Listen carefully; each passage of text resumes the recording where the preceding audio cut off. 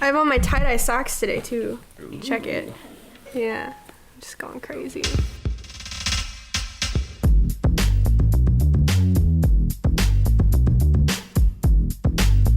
Welcome back to Can You Not, our first episode recorded in the Trump dictatorship.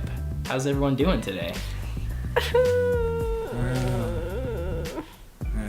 No. No. Fittingly, Amber chose our topic today, and it is... Oh, it's protests. Yes. Very relevant topic. So the reason that I picked protests was because I was at the Women's March on Washington in D.C. So my mother and I went. Thank you for your service. So my mom and I went, and we went also with my mom's cousin's wife, and then their friend. So we were all there in kind of this little group hanging out. And yeah, so I guess what it really did for me on a personal level was make me more aware and more motivated to figure out what I can actually do. So a cool thing that the Women's March actually did was, after the march was over, is they're doing a thing called 10 Actions in 100 Days. There's another guide online. It's called the Indivisible Guide. And they're both things that you can read if you look them up. And they actually give you ways that you can participate in what's going on. Because the big thing is that we have senators that we elect, right? We in Ohio have Rob Portman and Sherrod Brown. So one Democrat and one Republican. And they're really interested in being reelected. And to be reelected, they have to represent their constituents. So if you keep an eye on them and you notice that they're not representing you, you start yelling at them basically. And you try and get them to represent you effectively.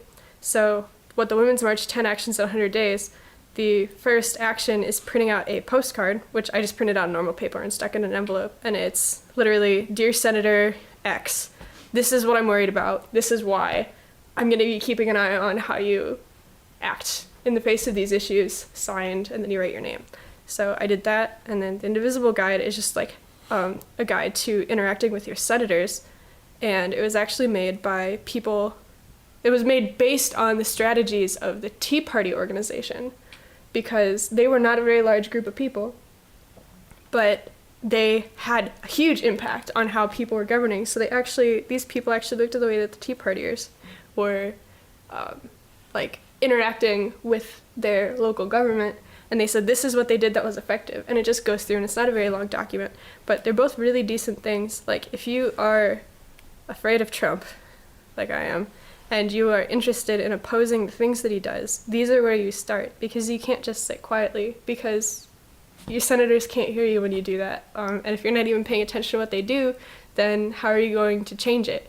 You know what I'm saying? So that's, I don't know, that's kind of my little rant. But I don't know, did you guys want to talk about the Women's March? There's lots of stuff. Yeah, I do want to talk about it. And we'll provide links to both of those resources in the show notes. So thank you for providing them, Amber. Yeah, dude. I don't know, what part tell us, like, what was your general impression? I don't know how, like, I'm sure you had also read a lot of follow-up press on what the Women's March was like. So what was the feeling you got when reading about how it was covered as opposed to actually being there? So actually being there, okay, so individually being there, it was just a lot of standing around, honestly. We were lucky. We actually ended up right behind the stage, so we could actually hear a lot of stuff. But I don't know if you saw, but the permit that they got for this was for X number of people, and like twice as many as that showed up. So like there are people in side streets, there are people all over the place. The actual route of the march had to be changed, and like the speakers went like 45 minutes, an hour over when we were actually supposed to start going. So like there were people trying to talk, and everybody was yelling like, let us march, like over them. So that was kind of funny. And then, we actually did the march and stuff. So it was cool seeing the signs. It was cool being there. They were giving out like posters that you could hold, and they said all kinds of things, and one of them was like respect women of color, and they had LGBTQIA rights, and they had intersectional feminism. They were just things on these posters, and I actually nabbed a few because I think they're pretty cool. But I'm glad I was there because I want to be part of the body count, I was there, and like they can like tally that, for the people who are actually concerned. And they're also doing a science march. I don't know if you guys saw. Super excited. I heard rumors, but I didn't know it was actually happening. They haven't actually scheduled it yet, but they're starting fundraising for it. And the page on Twitter went from like 100 likes to like a crazy like 600,000 likes in like 24 hours. It's pretty cool. Oh, wow. But we were actually, after the march was over, because we left around like 5 or 6, we actually were like sitting around literally eating Skittles and drinking wine and reading Twitter, like just going through, we were all having a conversation and just like reading like what was happening on Twitter and what was happening like in the news with what people were saying. Like there were people saying that violent things happened. I think the most violently seeming thing that happened at the Women's March was we were standing next to this little fenced off section, and this guy wanted to smoke a cigarette. So he went in there because there wasn't anybody in there. So that became the unofficial smoking section. And it was actually really funny because then other people started smoking in there too. And it was like psychology was happening in front of me. It was hilarious. But then these other people got mad that there was smoke blowing at them. So they yelled at them. And they were yelling at each other for a second. And that was like the most violent thing that occurred, was like the smoking section got in an argument.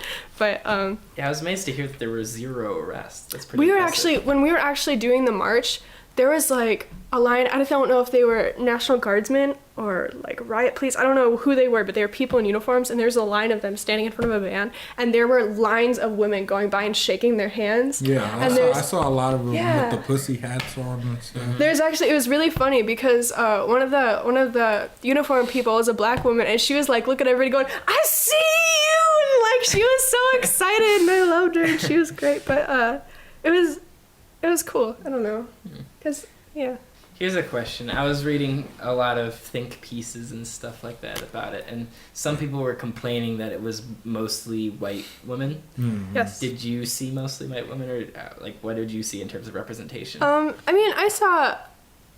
We were standing next. There were Asian people, like in my immediate vicinity. Mm-hmm. There were Asian people. We actually spoke to a woman from Brazil. I saw a couple of black people. I wasn't paying super close attention, but I think it was mostly white women. That's just how it is a lot of times. But yeah.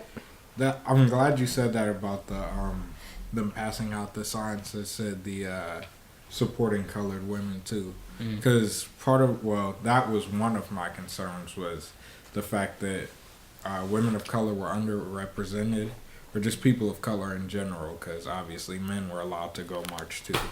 But another one of the issues that I personally had, I obviously do support women's rights strongly, but in the same way, at least one of the problems I had with bringing myself to go march, in the same way that I can't bring myself to march alongside people that spit hateful rhetoric against white people when they go out to march for black people or people of color, I can't bring myself to march with people that spit hateful rhetoric against men. Even if, I personally do support all of the things that most of the things the Women's March stands for, I should say. Because like I said, the majority of the people there weren't there to bash men or to say any mean things about men. But there were the term, quote unquote, feminazis, the people that really are less about equality and more about we are the dominant sex. You know what I mean? And I personally can't bring myself to march with those people. And I know, this is just kind of a personal battle for me, but it's just something that I struggle with. But did you see a lot of that?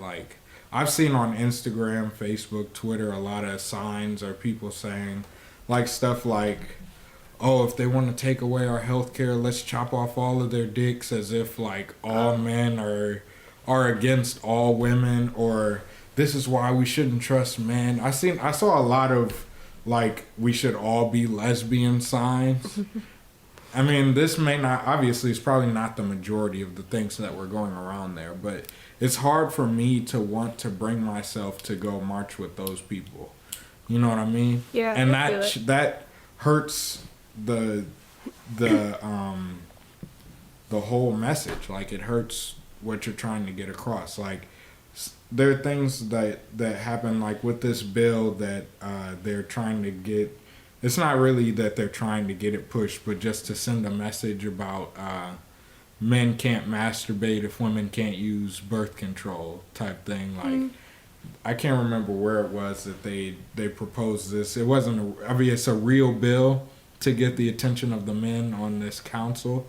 But, like, do we really want to send this message that, oh, if we can't do this, well, then you shouldn't be able to do that? So a thing that I've seen is there's a comic online, and it's 2 panels, and I don't feel like finding it, so I'm just going to summarize it.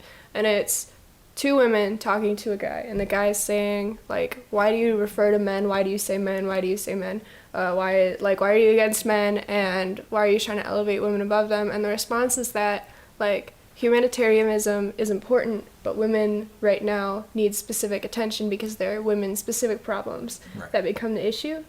And then in the very next panel, one of the girls is white, one of the girls is black, and the white girl is looking at the black girl saying, but why do you need black feminism? Why can't you just do feminism? And it's the same answer, it's because this needs a specific focus. So I don't remember that reminded me of that, but also like part of it is that okay, there was a woman at the Women's March. I didn't see her, but I saw a picture of her, and she was holding a sign, and it said, "Remember, white women voted for Trump." And if you have ever seen the statistics of the way that people voted, like, pretty much in every state, black women voted for Hillary Clinton. And then everywhere else, white women, I don't remember what the black men statistic was, but white women and white men overwhelmingly voted for Trump. And it's not that she was attacking all white women, it's that she was pointing out statistically, this is what happened. Like, don't forget. Like, this is obviously part of the problem and it needs to be addressed. So I think that some feminists do take it too far. I agree with you. I've never met anybody like that. But I think a lot of times when, like with that bill that you said, what they're trying to do is like that, it could be, if that seems hurtful to you, you know what I mean? Yeah. Just know that it's not directed at guys like you and Joe necessarily who get it. It's directed at the numbskulls who literally think that reproductive rights are something that you could take or leave. Like, it isn't essentially important. And that kind of seemed like a jab at humor. Like, No, yeah, I get it. And that's why I was trying to, like, for people like me and Joe, obviously, we get it. We're not going to take it seriously. We can still always learn more, of course, too. I mean, yeah, that's it's just, I feel like a thing that happens is, especially with this kind of stuff, is like, if you take it with a different issue, if you take it with the Black Lives Matter issue, it's white cops killing black boys, right? So the problem turns into,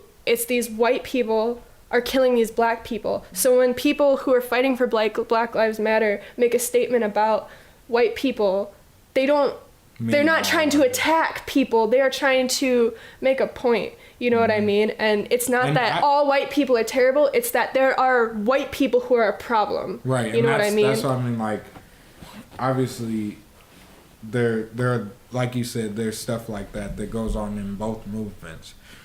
But, I don't know, I just feel like there was too much for me to feel like I would have felt really uncomfortable if I had gone there, like, and been the odd one out and been the only guy. Obviously, there were a lot of there were a lot of guys. But, like, been one guy in a sea of 50 women that are shouting a bunch of stuff that's against men in general. You know what I mean? Yeah, they weren't. I promise they weren't shouting stuff about. They were shouting stuff against Trump. This was pretty much anti-Trump. And they weren't shouting things against men. They hate you in particular. It's a lot of sign that said Brian Clark needs to go. It was a bunch of stuff like that. So. No, okay. Before we stop, there were 2 chants that were really good, and one of them I didn't hear, and it was outside the White House, and people were chanting, "We won't go away. Welcome to your first day," which just floored me. I thought that was great. That's a good one. And then the other one that was really funny is people were chanting, "We need a leader, not a creepy tweeter." That's right. But sorry, that went really long. No, that's all right. It was a good discussion. I found this picture, and it's the greatest picture on the face of the earth. So, and you may have heard of it, It is woke, baby. Oh yeah. So I just wanted to talk about children and protests. What is the play here? What's the game? I mean, not game, obviously, but do they have a place at these protests? If so, what is their place? Should we wait until they are old enough to decide for themselves their political view? Is it right for people to bring their children to these protests that sometimes do turn violent? We have to admit. You know what I mean? Obviously, woke baby is one of the greatest things to ever hit the internet, though. Absolutely. It's a really tough thing, isn't it? I mean, it's really tough, and I see a lot of similar arguments when it comes to religion and stuff too. Like, shouldn't the child be allowed to decide at a certain age instead of being told? But then, if a person truly believes that this is the right way to go about living life, then of course they want to share that with their their youngest children and stuff like that. And I think the same thing kind of goes with protests too. It's such a hard thing because, yeah, on one hand it does seem, cause a good example is I saw someone very close to me posted something and said I can't believe there are children at these protests. This one woman was trying to say about how she was proud to have her child witnessing history. Meanwhile, there's people saying foul language and holding signs of vaginas and stuff like that up in the air. So, yeah, great parenting. So, from my perspective, I can go, well, I'm on the just side, so clearly it's justified, it's fine. But if they think they're on the just side. But if the other person thinks it, then of course they're always only going to see some child indoctrinized around this den of villainy and sin. Right. It's just like us looking at kids with the white hoods on. You know what I mean? There are kids that are in the KKK. You bring your child to the KKK rally because you think this is what's right. You know what I mean? Mm-hmm. Yeah. Amber? Okay, so the first thing is that I don't think kids seeing cartoon pictures of vaginas is that big of a deal. If that's what you're worried about, you must have a really easy life because it's just a vagina. It'll be okay. How about our kids being able to go on Facebook and seeing pictures? How about black kids seeing videos of their parents being gunned down? Right. But I think the thing is, okay, so obviously again, I feel like there's a correct side and I'm on it, but everybody feels like that.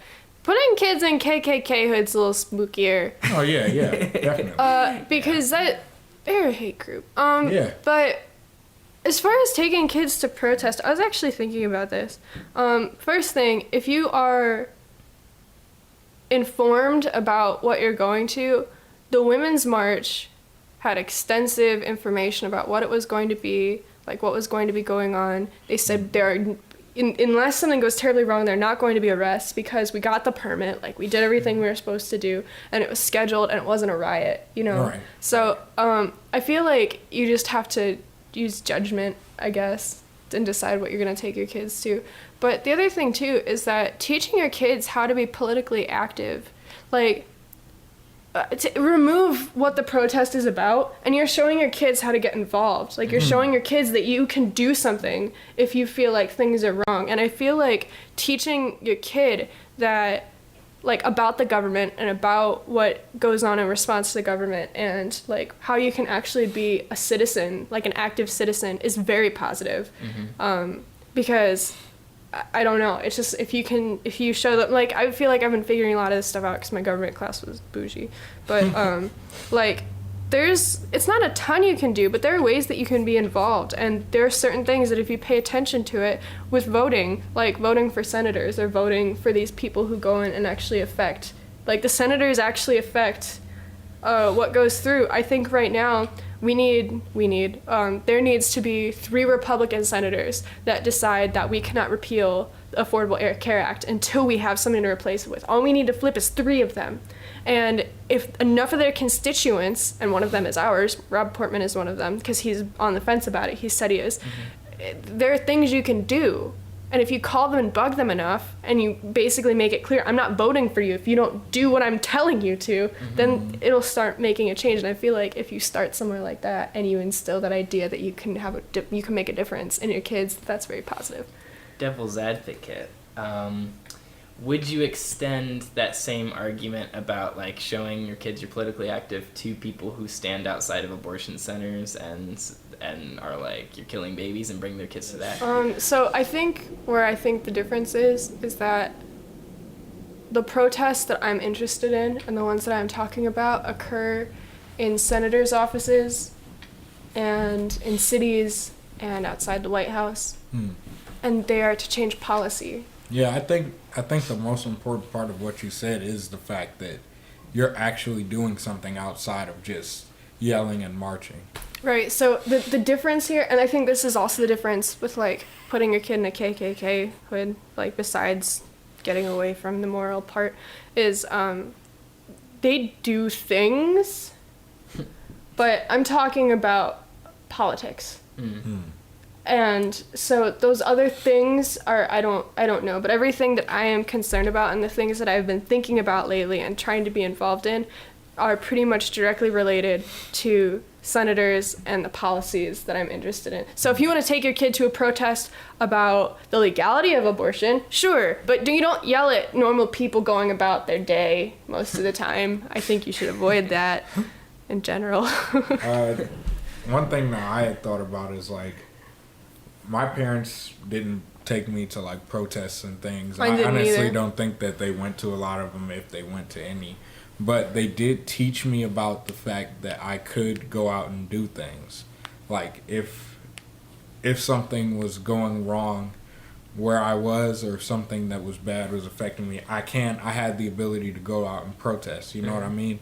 And now, like, I feel like I'm in a place where if something was really going wrong, like, I honestly did really think about going to the Women's March, and a couple other things happened too that kept me from going. But, like, I feel like I could have gone. So, like, had I gone when I was a kid, like, had my parents taken me to the protest, would I be, like, one of the super, like, would I be, like, even further down, like, the path, like, in terms of, like, would I be on the anarchy side of things, like, beyond protesting? Like, would I be, like, the one outside the White House, like, I'm gonna blow it up?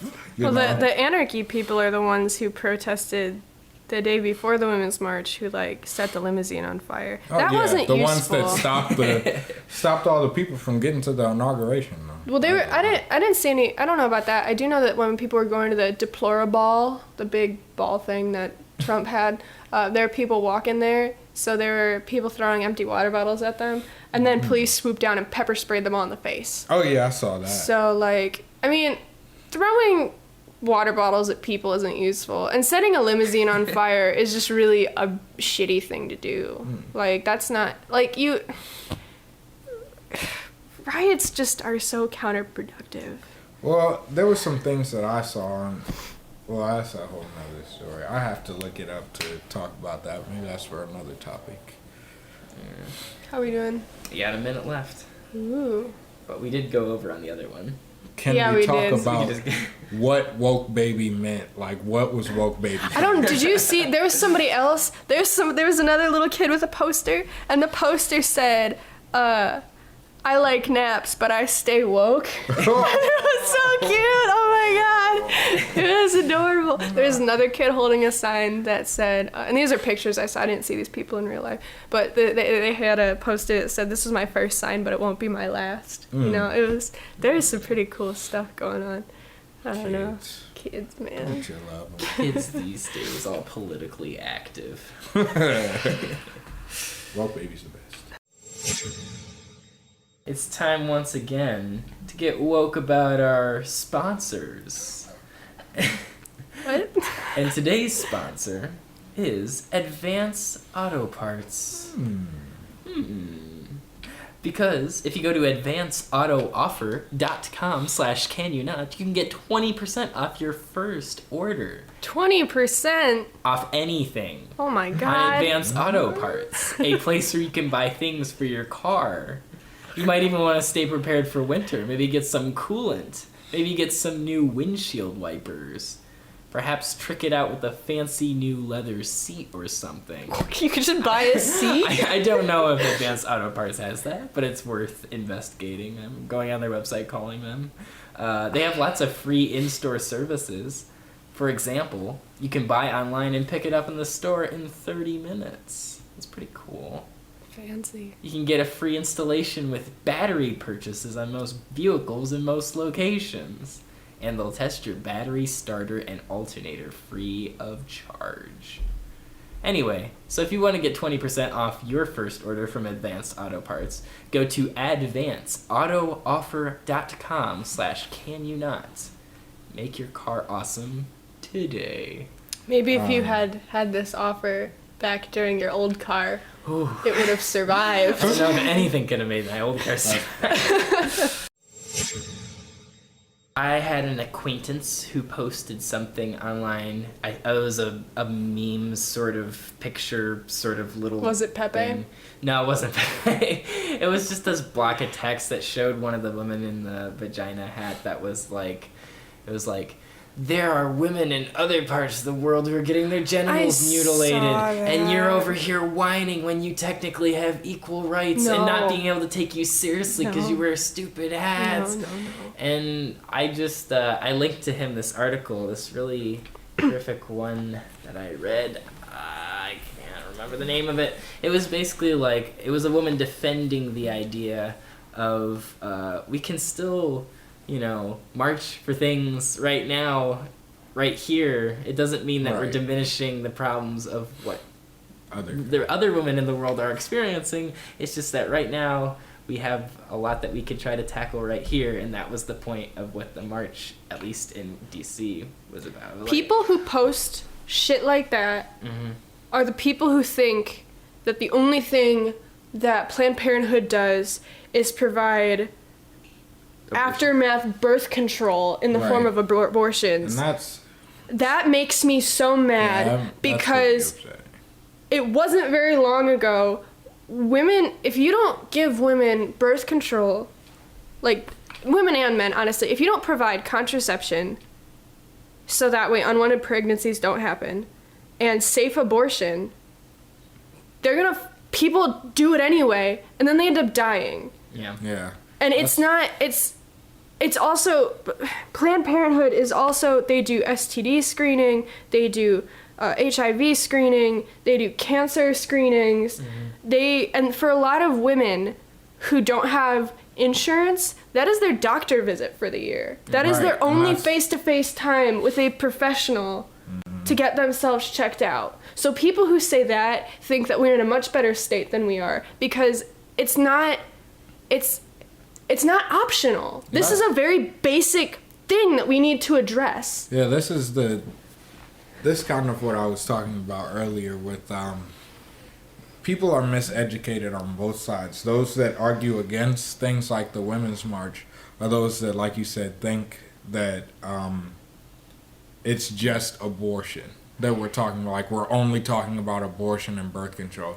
And people that, well, I'm not going to say people, a lot of people that are for Women's March think that it is all about abortion as well, in the sense that, they just want, they deserve the right to do what they want with their bodies.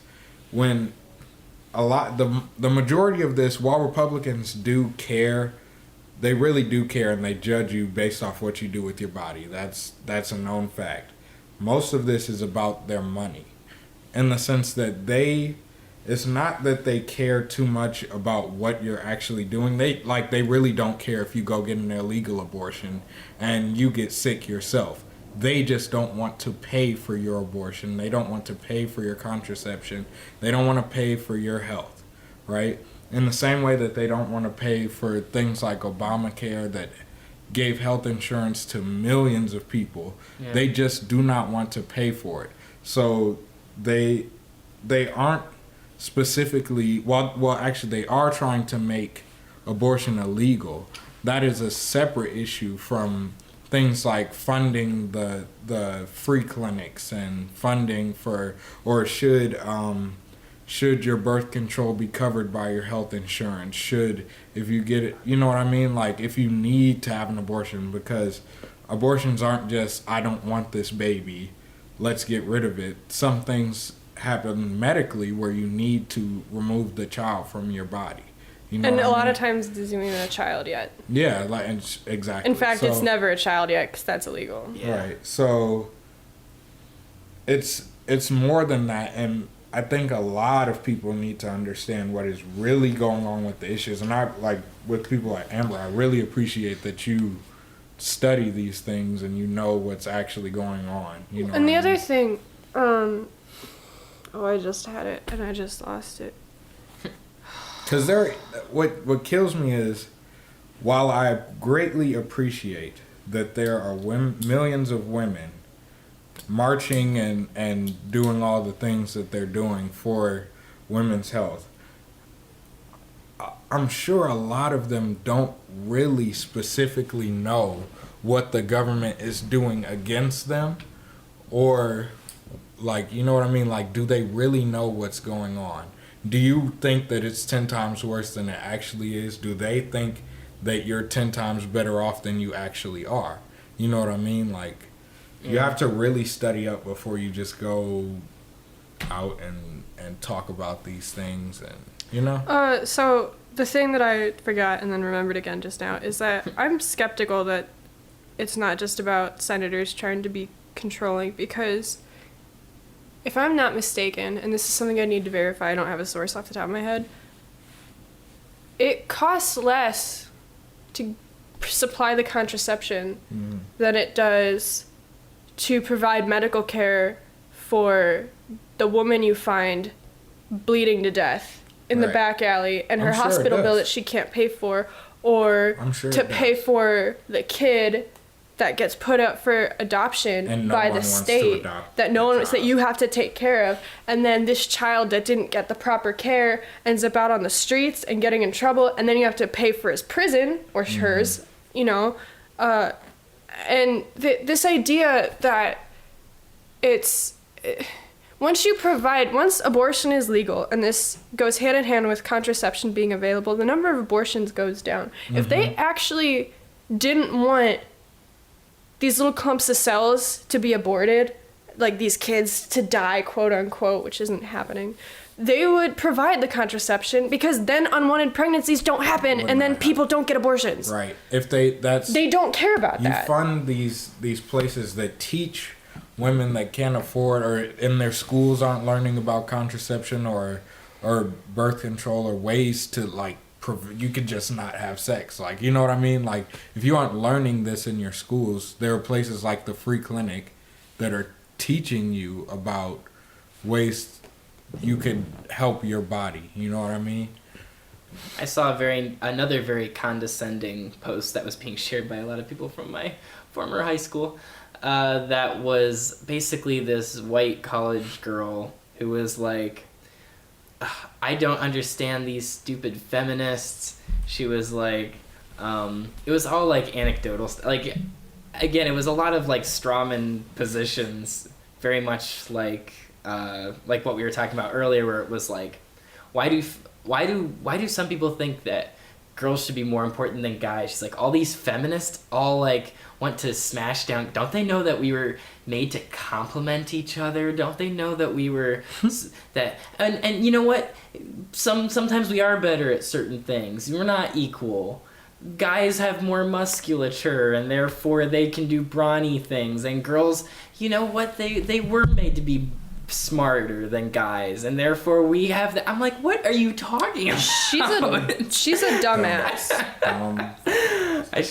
But then on the flip side, the people that genuinely mean the hateful things that they say about men help to support the argument that those people put up. Well, it's tricky, you know because what I mean? And I see, because I and that really hurts the cause. Like, But okay, here's the thing. I think my big, and I'm sorry, Joe, I'm cutting you off. You That's haven't fine. said very much during this. So the thing is that even if somebody says something mean to you, you shouldn't take away their rights. No, that's You don't. not what I Okay, mean. so like no, but I just mean like overarchingly, you can say like it's not good for your cause, but it doesn't diminish the fact that these are human people fighting for really honest, basic health rights. So the problem that I see, like, with people, because there are people who argue that, like, really, really strongly. Like, if they really wanted help, they wouldn't be mean to us, you know, that kind of thing. And this is another thing also that I've seen, like, within the Black Lives Matter movement, is people saying, well, you need to be nicer to white people if you want them to help you. Like, you can't call them racist. And while I understand that having conversations is different than screaming at each other, the other thing, too, is that it gets so frustrating that people are angry about these semantics when the overarching problem is that black men are being killed in the streets. The overarching problem is that there was a time when a lot of women were dying. Right. Or in serious problems because they couldn't get access to health. Joe, I'm sorry, what were you going to say? Oh, no, that's okay. It's just as a finishing thought. A lot of it comes from, I know this has been a big buzzword lately, but the bubbles we put ourselves in, too. I've been trying to be much more, not objective necessarily, because I don't agree with white supremacy at all, but I have been looking more at what, like, right conservative wing publications have been posting and Facebook posts and stuff like that. Yeah, I have too. And it's the Conservative really, American is a good one. Yeah, it's really interesting to look at, because just like we see only the, you know, the things that we're about, like, it's interesting to see how that side of the media literally will find, like, the one example. They'll find, like, the one quote unquote feminazi who did something ridiculous. And that's what I was talking about. Like, it kills me because they can use that. Yeah. I mean, it's no wonder that, you know, that they believe all this stuff, because if you look at it from their side of the coin, if you actually delve inside that world, they're only seeing the very worst, the small, you know, the people who misrepresent the whole. Right, and that's all they will show. Even if they see the others. Yeah. The media will not show the good side of the liberal argument. Right. And the liberal media will not show the positive side of the conservative argument. That is true as well. Either. Another good one to follow, and this isn't political, is Christina Sommers. Mm. I think it's either Christine or Christina. She does a YouTube channel called The Thinking Feminist. She is a conservative feminist. Oh, yeah. A lot of people hate her guts. But it's, at least in terms of social issues, like feminism and it's less intersectionality, but more feminism, more like she thinks What's that her name? Christina Sommers, The Thinking Feminist, she presents a lot of counter arguments for third wave feminism, and like she doesn't like the Oberlin kids hate her, and she kind of hates them back. So I don't agree with a lot of what she says, and the political other side is really hard to deal with, because like it's hard to deal with like racism when it's normalized. So I can't really do that. But as far as the Thinking Feminist and I think it's the Conservative, American Conservative, is a magazine, and that one doesn't make me nauseous to read most of the time. I want to get the outside opinions, you know, and even if I don't agree with that, I want to at least know that I can listen to these other opinions and see how other people see it. And so I think it is important to get some of those voices, and not necessarily because, like, let's just all accept white supremacy and, you know, neo-Nazism, but no, just because, like, we're not saying read the publications that are neo-Nazi. We're saying, like, expand outside, see what the other side is reading. Right, because I found through reading everything, really, that there are things that I don't agree with on both sides. There are things that I agree with on both sides. Mm-hmm. You know what I mean? Of almost every argument. You know what I mean? My roommate said he unfriended somebody, and I said, why? And I guess this person said she was offended. They're called pussy hats, those pig hats, right? By the pussy hats, because not all women had vaginas. Yeah. And the pussy hats were pink, so that didn't represent all the women. It's just like, you know, there are dumbasses everywhere. Like, because that's painful to me. Like, it's like, of all the things to make you not like a movement, you picked that. Like, Bryce got into an argument with a white feminist on Tumblr. Oh boy. Where Bryce was like, She was defending the fact that they were using so many vaginas and stuff as symbols because, yeah, some people were saying that's not inclusionary towards trans women. And, of course, this white girl's, like, trying to smack her down. And then I think Bryce replied with an article from a trans woman who went to the Women's March and was like, I'm all about this. It was cool. And the other thing, too, about vaginas is if you're talking about reproductive rights, which a lot of, and you know, women's health, That's I mean, so being a trans woman, we're not saying that you're not allowed, but some of it doesn't apply. Yeah. You know, you can still be there and not want that let's- kind of reproductive health issue. It's like, let's talk about the issue at hand, which is women's reproductive health. Well, Right. I mean, women's rights in general Yeah, are obviously. still being threatened because trans women are being threatened too. Right, and even job equality is still an issue. Right. and like, you And know, job security. trans women, they're different issues for even, like, but there are issues that are specific to white men too that aren't being addressed. Like the suicide rate among white men is the highest of any group of people, which is a thing. You know, there are things that are specific to everybody. But wearing a hat that looks like it has ears that's pink isn't trans exclusive, right? Like, Yeah. The other problem I just kind of have to cut you off because we're almost out of memory. Okay. We went way over today. But well, I'll say it after. yeah, tell us after the. If you would like to check out more episodes, you can go to soundcloud.com/CYN podcast. We're on iTunes. Give us a review and we'll read it on the air. Email us at canyounotpodcast@gmail.com for any thoughts, feedback, especially this one. This one had a lot of material to chew over in this episode. if you went to the Women's March, you should comment yes. with your experience. You should totally let us know what you thought. We're on Twitter, we're on Facebook, and we're in your hearts and minds. So thank you for listening. What did we learn today? I talk a lot. Woke baby is the future. Woke baby is the present too. Yeah. I learned that this is it's a very complex topic. I have lots of emotions about There's a this. lot of- Lots of feelings. Ask me about my opinions. AMA, ask me anything. And can you not? Can you not? Okay, bye.